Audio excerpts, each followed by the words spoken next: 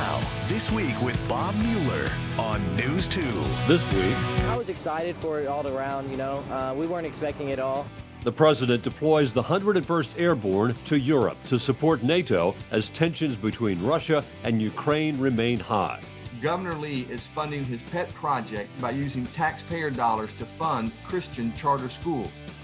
Questions about the governor proposing a Free Will Baptist-founded college to establish charter schools and curriculum in Tennessee.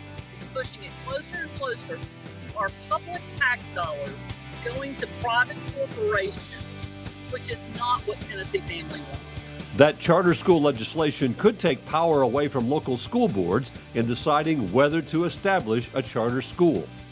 To open your lens, your cultural lens. Juneteenth, the celebration of the end of slavery, may soon become a state holiday. More in our This Week cover story. There's a great line in part of your presentation, there is no vaccine for polarization. So if there's no vaccine, how do you cure it? Well, democracy's hard work, Bob. It's not easy all the time being a citizen of the United States. The Vanderbilt Project on Unity and American Democracy was launched just days after the January 6th insurrection. You will hear from Executive Director Graceasser. Hello again and welcome to another edition of This Week. It's already a national holiday. Now, Juneteenth, the recognition of freedom for the last slaves, may become a state holiday. More in our This Week cover story. But first, a look at the controversy over a plan to open Christian-based charter schools and the other political headlines of the week.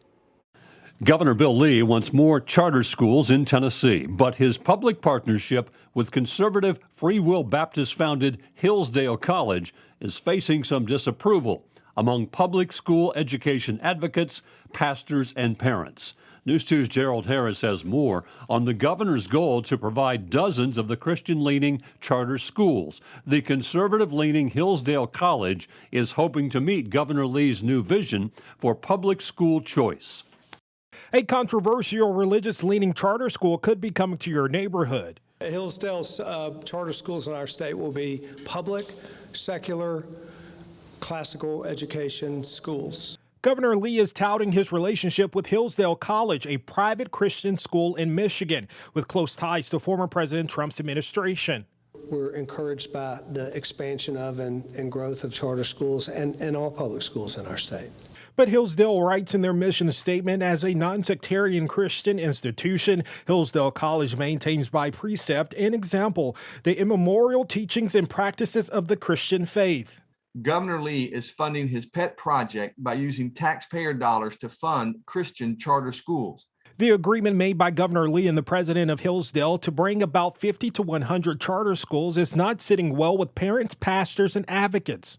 Over time, as charter schools cause existing schools to become both under-enrolled and underfunded, districts are left with the difficult decision of whether to close neighborhood schools to try to offset the cost of funding charter schools. Lee is presenting millions of dollars in his budget for Hillsdale and other charter schools. Frog reading a letter from a former charter school parent. Charter schools are just another way for private entities to funnel money back into their own pockets. They use Black and brown students to get what they want. Democrats call the support for Hillsdale an indoctrination effort. I think at the end of the day, it's an end around to try to get vouchers instituted in Tennessee. I think he wants to create a new brand of private school that's going to be a Christian base, indoctrinating kids. The Republican supermajority in the legislature is firmly behind Governor Lee in creating and expanding charter schools in Tennessee. It's part of the governor's plan to reshape public education in Tennessee. But it's leaving some wondering what the motive is. News 2's Gerald Harris has more on how the Republican-led bill could cut out local school board decisions regarding whether a charter school could come to their school district. Changing Tennessee's school funding formula is gaining steam on Capitol Hill. One way or the other, we're going to be discussing education funding this year, and specifically, as I've said before, how we ensure that Tennessee has great schools, not just good schools. Governor Bill Lee is banking on charter schools to be a part of his plan to change public schools, and lawmakers are moving forward with potential changes to how charter schools are placed in districts. Educators and people who care about public education have been concerned about the direction Tennessee is headed toward privatizing education. And this is a massive step in that direction. A bill headed for the House Education Instruction Subcommittee by Republican Memphis Representative Mark White Tuesday makes it easier for charter schools to obtain authorization. They're draining millions of public tax dollars to go into these charter schools, but they haven't produced any of the things that they said they would produce, and they're not performing better than their public school peers. Democrats are opposed to HB 2833. Under current law, charters must be approved by local school boards. The new bill empowers the State Charter Commission to overrule local decisions and give charter schools the ability to appeal or directly apply to the Charter Commission. Charter schools cherry pick the kids that they take. Our traditional public schools take every child in the district. They can't refuse because of a disability. They can't refuse because a child's been in trouble, any of those things. Lee has directed millions in his proposed budget to go towards charter schools in their construction. Democrats who are opposed to the charter proposal say it's not what Tennesseans want. And every bill they bring, every step they make is pushing it closer and closer to our public tax dollars going to private corporations, which is not what Tennessee family want. Tennessee underfunds public schools by nearly $2 billion a year. Now to our This Week cover story. This year, the U.S. government proclaimed Juneteenth a federal holiday. Now, Tennessee is looking to do the same.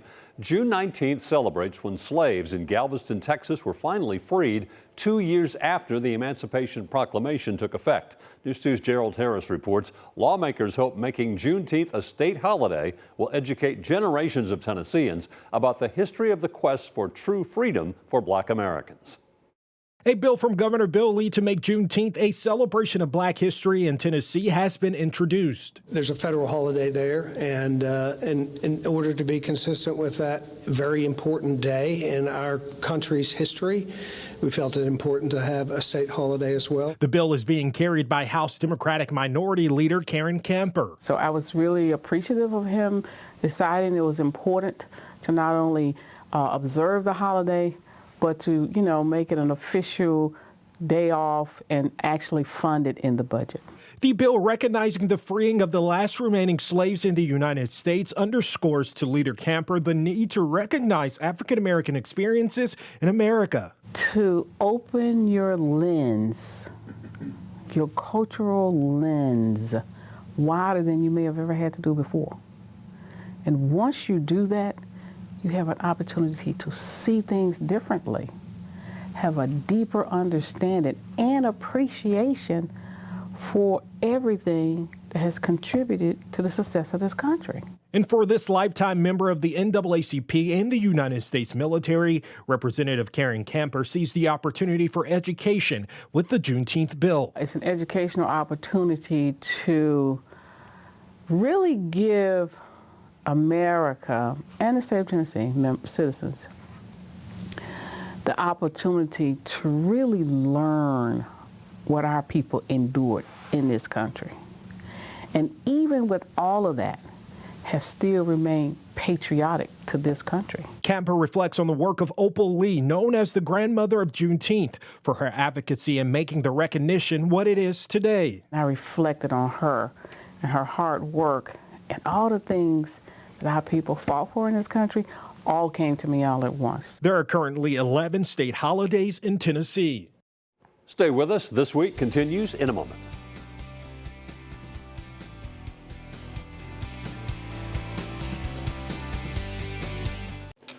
Welcome back to This Week. I'm pleased to be joined by Graceasser. He is the Executive Director of the Vanderbilt Project on Unity and American Democracy. Welcome. Nice to see you again. It's been a minute or two. It has been a little while. But it's fun my first question, I guess, could you have chosen a harder topic?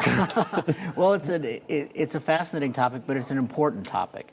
In these times of political polarization, when we almost feel like some days we're members of separate tribes rather than separate political parties, what we're trying to do is elevate facts and reason and bring that evidence back into the debate and lower the temperature a little bit. Your project launched a year ago. I watched the video preparing for the interview today, and it aired about a week after the January 6th insurrection. Right. And it talked about the insurrection and the impeachment and the division and the polarization.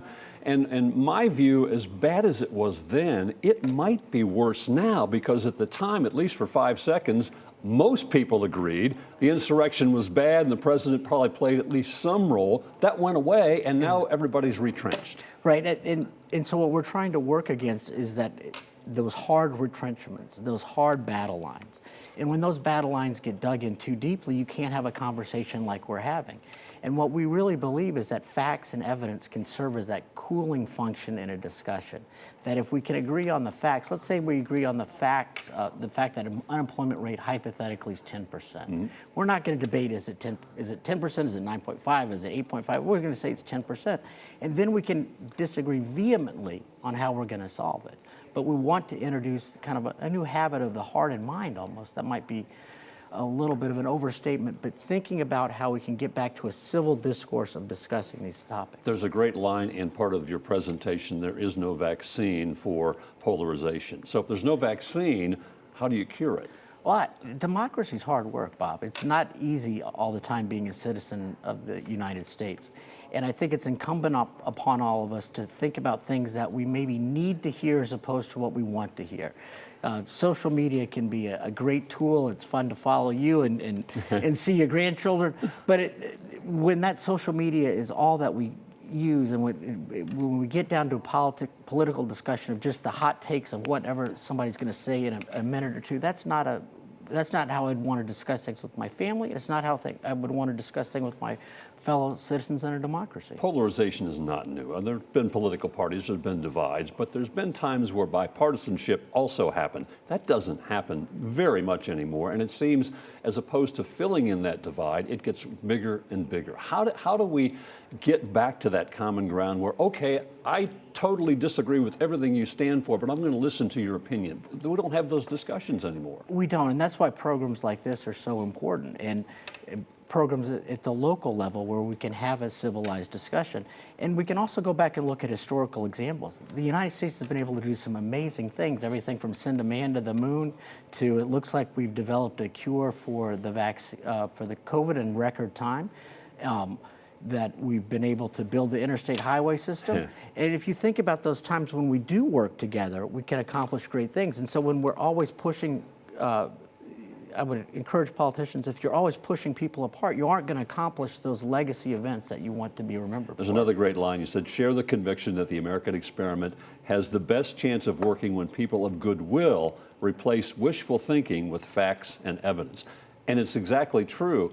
My question, when we have people out there, a third of the country, completely believing or saying they believe that the election was false, that Donald Trump really won, Joe Biden won illegally, that the insurrection was patriotism, that all these things are false. How do you get to a premise of having a discussion when they don't believe the facts?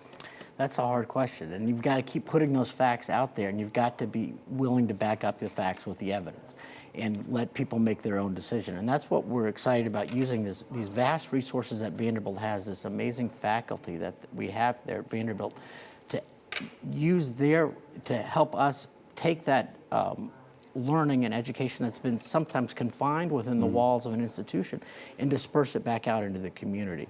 If you think about the history of Vanderbilt, Bob, it's pretty interesting because, as you probably know this, but Vanderbilt was founded with $1 million grant by Commodore Cornelius Vanderbilt with the goal to heal the nation.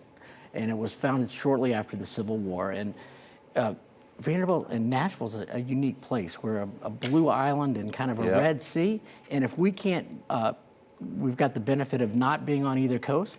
And if we can't figure out how to get along here, I don't know if we can do it anywhere. A year into your project, have you found interest? Have you found people wanting to have these discussions, an opening, as it were? We have. We've been putting on monthly programs. We've got a couple coming up, in fact, next week, one on climate change, looking for solutions, not having that same argument again, is it real or not. Got a discussion on Ukraine and Russia coming up. We've hosted everybody from Bill Frist to Congressman Phil Rowe, Bill Purcell, Al Gore, other national and local leaders, and again, trying to model that dialogue. We're seeing a great uptick. If I can put in a quick plug, I'd encourage everybody to come to our website at vanderbilt.edu/unity and register for our updates. Tell me about the group you are working with, the three members that are mostly part of this project. Historian John Meacham, I would call him a true centrist. It's true centrist. Former Governor Bill Haslam, who I would call a moderate. I think he would call himself a conservative.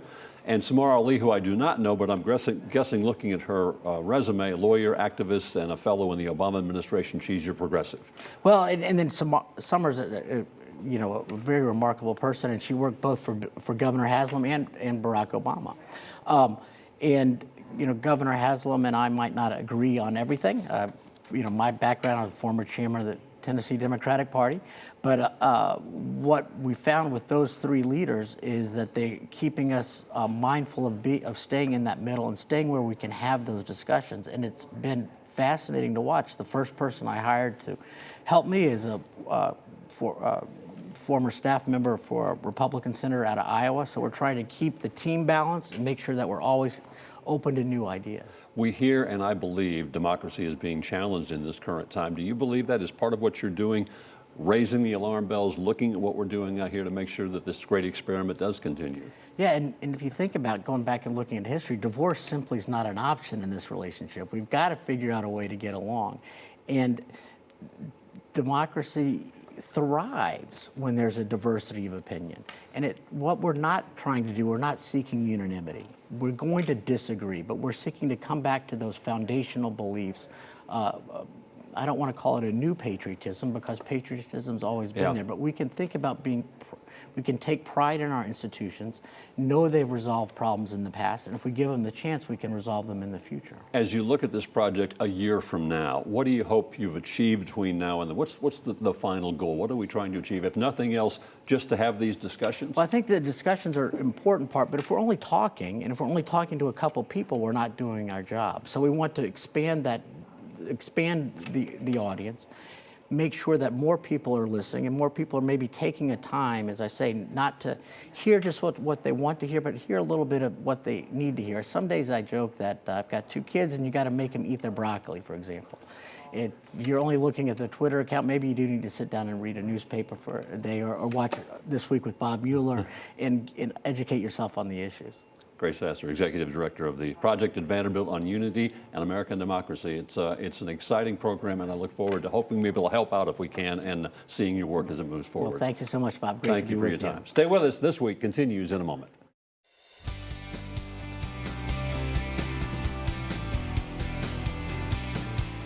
Welcome back. They are called the tip of the spear and always ready to deploy to answer the call. The 101st Airborne Division, stationed at Fort Campbell, has answered the call again, deploying to Europe to help NATO forces in the wake of growing tensions between Russia and Ukraine and the threat of possible Russian invasion. I was excited for it all around, we weren't expecting it all. The Screaming Eagles, the 101st Airborne, they never know when the call to deploy will come, but always they are ready for the challenge. Nervous and excitement at the same time because 1, I've never been overseas before. 2, I did join to kind of see the world, so it's kind of part of why I joined, and I actually get to do that, which is actually exciting, but at the same time scary because it's a new experience. I was excited. It's a great opportunity. You can definitely learn a lot and take a lot out of this, and you can growth in your relationships with the people you work with and the people you're around every day. Fort Campbell is the place these soldiers hone their skills, learn how to survive, learn how to be a warrior, learn what it's like to be part of the tip of the spear. I feel it's prepared me pretty well to where I'm confident in what I'm about to do and in the mission that I'm about to do. So it's prepared us a lot. We practice to make perfect, right? We go out every year, a lot of months out of the year, and practice everything that we're going to take and do on this mission that we have. The hundreds of troops leaving Fort Campbell for Europe, members of the 18th Airborne Corps, are part of the Joint Task Force Dragon operation. They will join about 3,000 U.S. troops heading to Poland, which borders Ukraine and Belarus, where about 150,000 Russian troops are massing. Their mission is not to fight in Ukraine, but to support NATO forces in the region. These young men and women leave behind loved ones, but bring with them a sense of pride for being part of the 101st and for their posting at Fort Campbell. It's amazing. It's an amazing place. You learn a lot. You have a lot of opportunity, especially here on Fort Campbell, to grow as a person and not just as a soldier. I've learned an exponential amount of new things that I know that I'm good at now, and so it's prepared me a lot, especially for this mission. So there's no place I actually rather be as of right now. I mean, all installations have their ups and downs, but so far I haven't seen a single down here at Fort Campbell. It's probably one of the best places to be, no doubt about it. Fort Campbell Major General J.P. McGee said the units had previously been placed on a heightened level of readiness, and they've been preparing for deployment the past few weeks. How long this deployment will last is not yet known. As President Biden said, a Russian invasion of Ukraine remains a distinct possibility. Stay with us. This Week continues in a moment.